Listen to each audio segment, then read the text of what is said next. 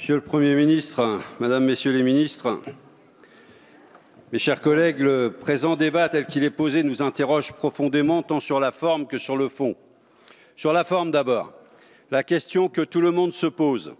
Pourquoi la France a-t-elle accepté de prendre la présidence du Conseil de l'Union européenne alors qu'elle est en pleine élection nationale? En 2006, l'Allemagne avait échangé sa présidence du Conseil de l'Union européenne avec la Finlande afin d'éviter la concurrence entre les élections et la présidence. L'arrogance macronienne démontre une fois de plus que Jupiter veut rester au-dessus des règles. Ce mélange des genres interroge quant à l'équité d'ailleurs de l'élection présidentielle.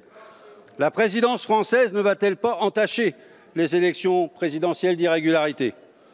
Deuxièmement, l'ambition du plan français visant à tout changer en 6 mois en Europe est déconnectée de la réalité.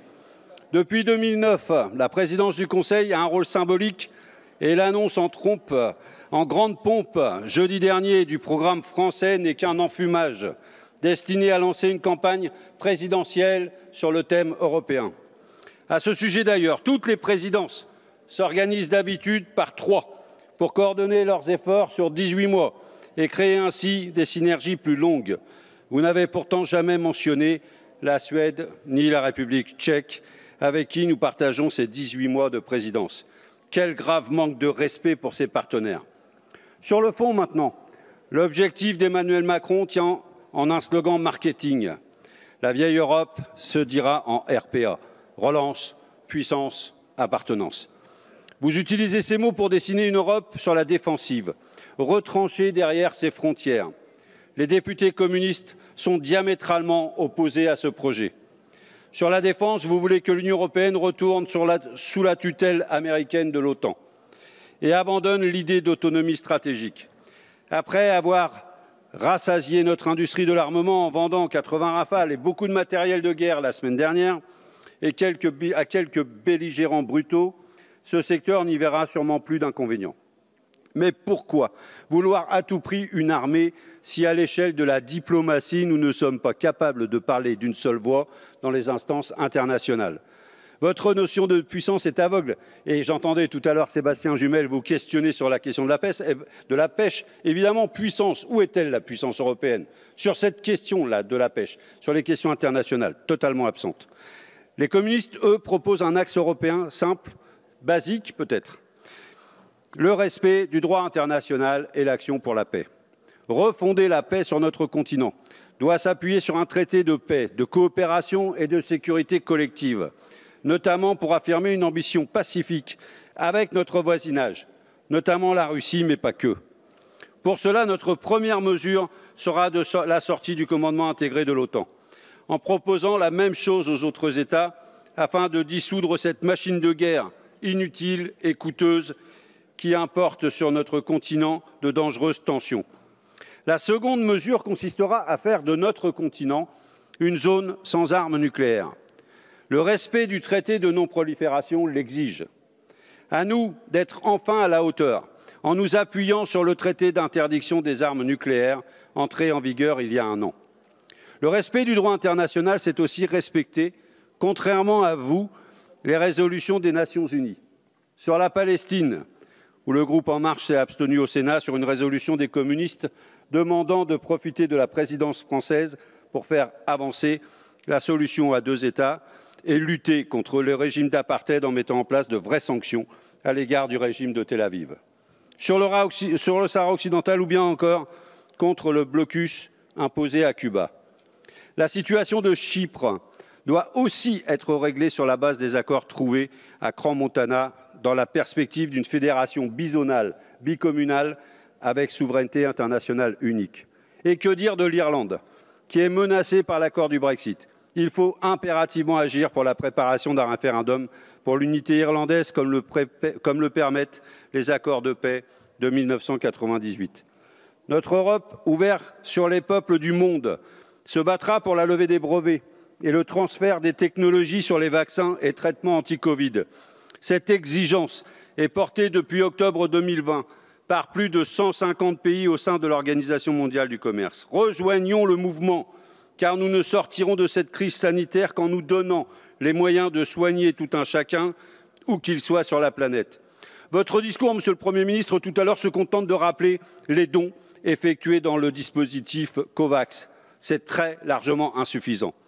Une Union européenne au service de la solidarité avec les peuples, c'est aussi changer notre vision des frontières et de l'accueil. L'agence Frontex doit être dissoute et un nouveau pacte sur la migration et l'asile doit être écrit. La forteresse européenne n'apporte que la mort aux migrants, alors que nous devrions être une terre d'asile, une terre de vie, ouverte sur le monde. À rebours des excités d'extrême droite, nous nous devons d'être bien plus humains avec ces femmes, avec ces hommes qui fuient la misère et la guerre. Nous, députés communistes, refusons cette diversion. Le problème de l'Union européenne, ce ne sont pas les migrants, c'est la protection des travailleurs et du travail. Vous faites l'impasse sur la construction de cette Union européenne protectrice. Votre accord sur ce qui est abusivement appelé le SMIC européen ne propose que l'extension de conventions collectives pour les salariés européens. Une véritable ambition nous obligerait à faire bien plus pour eux.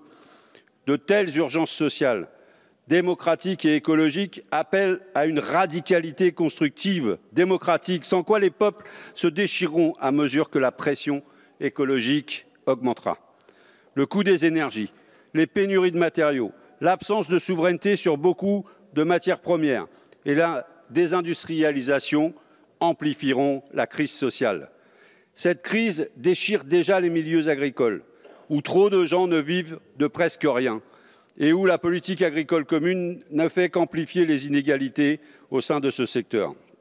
Alors que 7% des Européens sont en sous-alimentation et que le gaspillage alimentaire représente 88 millions de tonnes chaque année, il faut revoir de fond en comble notre modèle agricole, rompre avec le productivisme, l'industrialisation et les accords de libre-échange.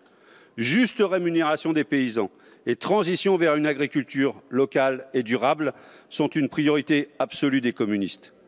L'urgence sociale à l'échelle de l'Union européenne, c'est aussi faire en sorte que la loi française sur le devoir de vigilance des entreprises donneuses d'ordre à l'égard de leur chaîne de sous-traitance devienne une directive européenne, puis une résolution des Nations unies. La fin du monde et la fin du mois ne sont que deux facettes du problème de l'épuisement du capitalisme et de sa voracité à vouloir rentabiliser jusqu'à la dernière ressource de notre planète avant de mourir. Nous attaquer à ce problème, c'est la vraie puissance que nous proposons aux citoyens. Pour rendre concrète cette puissance, nous mobiliserons les moyens financiers européens en mettant fin à la pseudo-indépendance de la Banque centrale européenne, en lui permettant de financer directement les États membres, tout en luttant contre l'évasion fiscale. Le scandale des Pandora Papers sur l'évasion fiscale et de l'impôt sur la fortune Gate, l'ISF Gate, sur l'évasion fiscale française paru hier, a démontré que presque 12 000 milliards d'euros échappent à l'impôt. Il faut une révision de la liste des paradis fiscaux. Nous devons également faire en sorte qu'un impôt international sur les sociétés soit instauré et non pas le trop faible taux plancher proposé lors du dernier G7.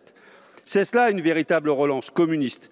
L'environnement et le social doivent être l'alpha et l'oméga de toute relance, tout en étant pilotés de manière transparente et démocratique.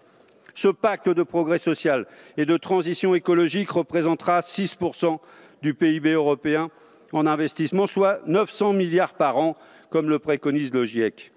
D'ailleurs, nous avons mis en débat une proposition de résolution européenne relative au financement de la transition écologique dans le cadre de notre niche parlementaire la semaine dernière, que vous avez rejetée.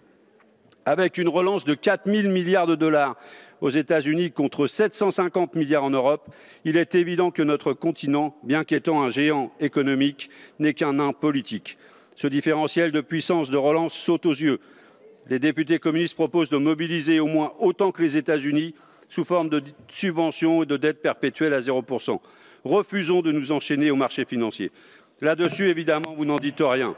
Vous êtes d'ailleurs en train de recoller discrètement aux critères budgétaires et au remboursement des dettes. Le quoi qu'il en coûte sera donc financé par le contribuable. Merci pour eux. Une Europe des peuples et des nations libres, souveraines et associées, c'est ce que nous, députés communistes, portons comme projet pour l'Europe. Un projet fédérateur pour la jeunesse. C'est ce que défend notre candidat aux élections présidentielles, Fabien Roussel. Pour cela, Il faut oser rompre enfin avec les traités européens et le dogme de la concurrence. Voilà une union des peuples qui serait utile.